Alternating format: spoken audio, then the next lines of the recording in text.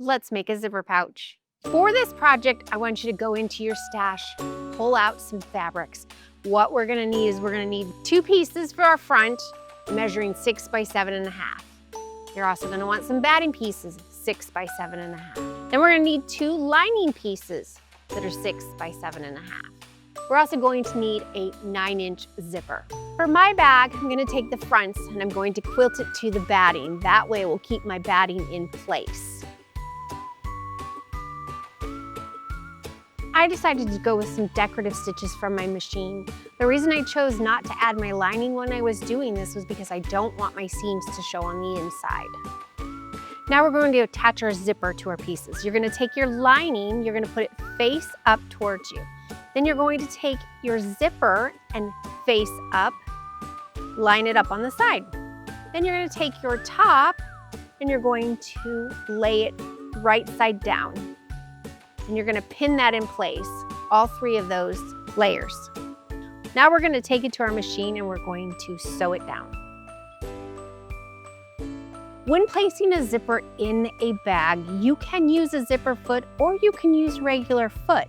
To make it a little easier, sew till you get to the zipper, then put your presser foot up with your needle down in place and move the zipper out of your way. Unzip it so that it's out of your way. Finish it up, and then it's ready to go to the next step. It finishes like this. Then you want to fold your pieces out, pull your zipper out, and do a top stitch along the outer edge to hold that in place. Then we repeat the whole thing on the other side. All right, we've now added both sides to the zipper. You see we have an outside and an inside. We're gonna take both of your inside pieces and put them together and your outside pieces and put them together. Then you're gonna wanna pin this in place on the zipper part because you do have to go over your zipper. We're gonna take it over to the machine. You're gonna leave yourself a gap and we're gonna sew around the edges.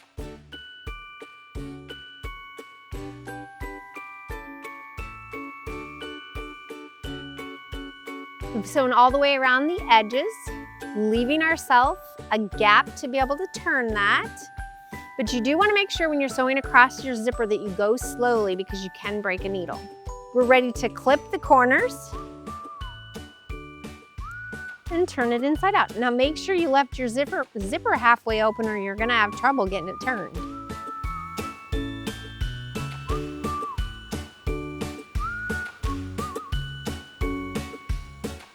We've now turned the bag inside out. We have our lining put together.